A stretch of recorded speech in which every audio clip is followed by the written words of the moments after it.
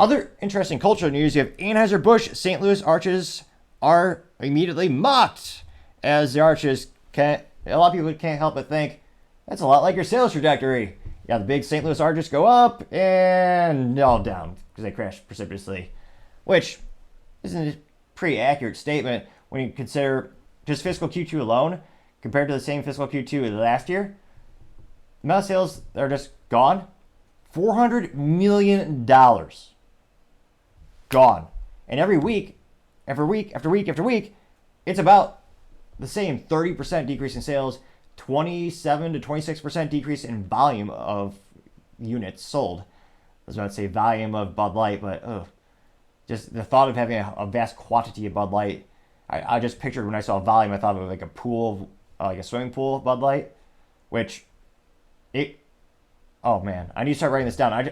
I just thought of the eighth legitimate thing you can do if you won the Bud Light sweepstakes. Or I was wondering, if you win the Bud Light sweepstakes, a great example of how you could be a winner and loser at the same time, what would you do with that? I suppose earlier, other episodes, I was kind of brainstorming, thinking if you were a hot air balloon enthusiast, you could use it as ballast, where you could use it as dead weight. Although, if you were to have to cut ballast and it falls down to the ground, it could hit someone in the head, which, medically speaking, would probably be a less impact to your health than drinking the product. However, using it as a little hot air balloon ballast is certainly a good idea. You could use it as a doorstop, I also said. But in this case, if you were to have a swimming pool of Bud Light, it could be used as a prop or in the real world if you were like a Dr. Evil or an evil bad guy in film. In terms of torture, it would be a horrific thing. Imagine if you had the hero of the film or in real life, you threw them into the pool of Bud Light beverage. I horrify. Again, I'm not a fan of the Saw series, but I can only assume Saw 11 or whatever number they're on, that could very well be the pinnacle mechanism, little escape room, whatever they planned in those films. You're in this pool of Bud Light, but in order to escape, you must drink it all. Which, dear God, the taste. Oh, there are some things even too dark for me to imagine. But nevertheless, that is a legitimate, or some would say illegitimate use. That is the 8th use I've thought of for Bud Light. Let me know your suggestions in the bottom of the comments. What do you think would be a good use if you were to win the Bud Light sweepstakes?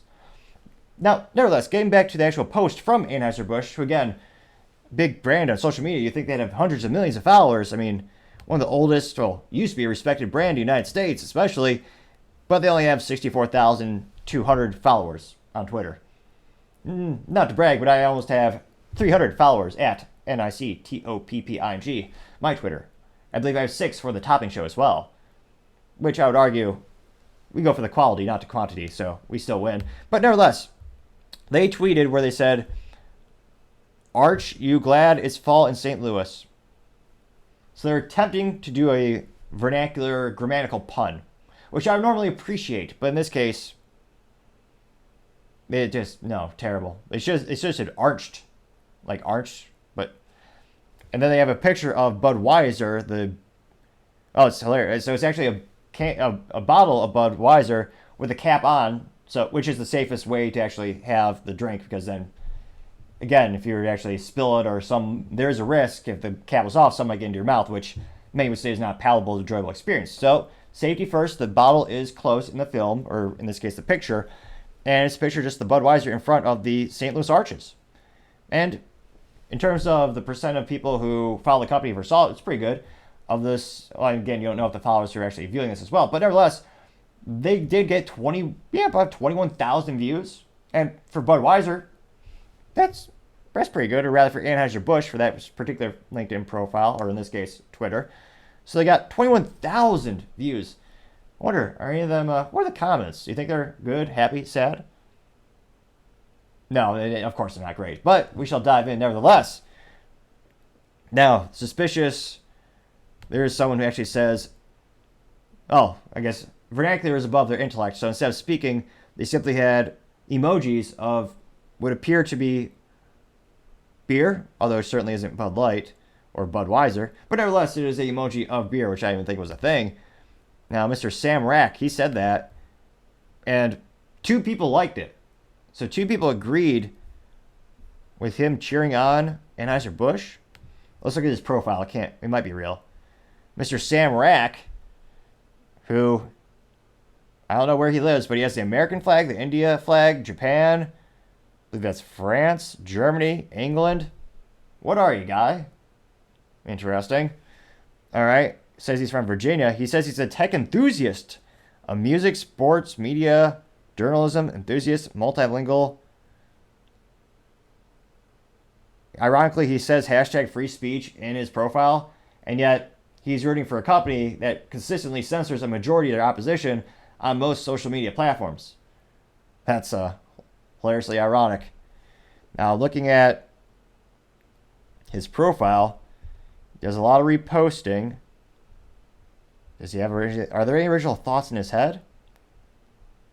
I don't think so. No, he did. Oh, no, that's a repost. So it looks like if he has a computer, it looks like it maybe. Oh, no, he reposts something for Louse, the chip company. A serial reposter. I don't think he has any original thoughts.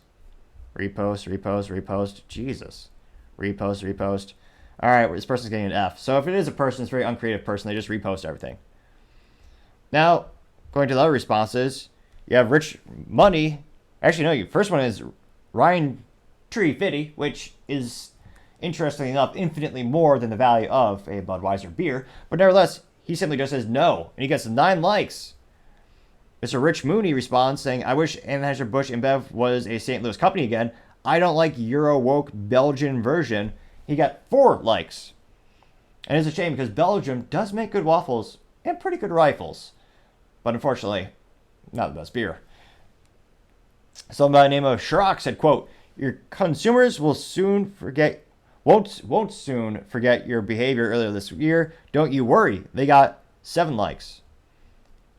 Someone by the name of E.C. Water Bunny said, where is Dylan? Unquote. They got 8 likes.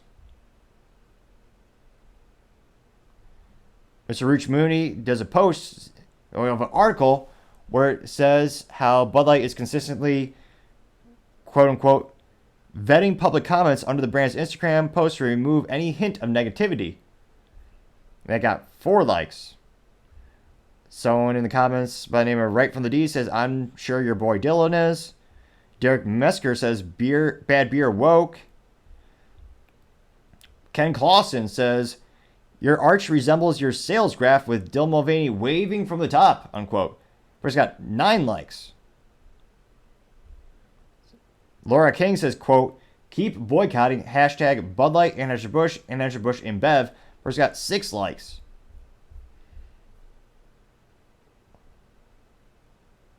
So I'm seeing a lot of commercials. I'm trying to see. Interestingly enough, I don't see, besides that one reposter, not a single positive response. Although I'm not too surprised. Again, you look at their sales, and they speak for themselves. Social media, interestingly enough, I guess the only surprise is they're not consistently censoring all these people. In terms of the social media censorship, you see a lot on Bud Light's profile, specifically on the Twitter or X, and then you see a fair amount on Budweiser. Then this one, again, this is the parent or pseudo-parent company, Anheuser Busch. The big parent company is Anheuser Busch InBev. Interestingly enough, there's a little less censorship on those media handles, although who knows how long these comments will be up as well. So it'll be interesting to see, but let me know, have you forgiven Anheuser Busch InBev, even though they didn't apologize, didn't really change their sales strategy, still investing heavily in sponsorship of quote-unquote child-friendly drag shows, which is almost like kind of like a double negative in math, that really don't exist. Also, again, you're having that as well as you're sponsoring alcohol at a children's event. Like, how preposterous can they possibly make these sponsorships? It's beyond me. But nevertheless, not beyond their brilliant marketing team. Is they surely know what they're doing. They're getting paid a lot of money. Maybe they're doing something right. I mean, I don't think so, but let me know if you think differently. And, of course, their sales shall tell soon enough. Thank you, everyone, again, for taking the time to tune in today. I know it's ambitious. We're trying to get to 4,000 subscribers by the end of October, so if you can click that button, I would greatly appreciate it. Also, your feedback in the comments are greatly appreciated, even if it's a harsh critique. That's how I always say you grow the best. Also, a like helps the channel out and it gets the video shared more, possibly, maybe. I'm not sure. It looks like the algorithm kind of is a little haphazard, so to say. But nevertheless, all those three things help the channel out, and I greatly appreciate it. Also, and lastly, don't forget to take the time to tell your family, tell your friends, tell your coworkers, heck, tell your enemies, tell anyone and everyone. Just stay safe and fight the good fight.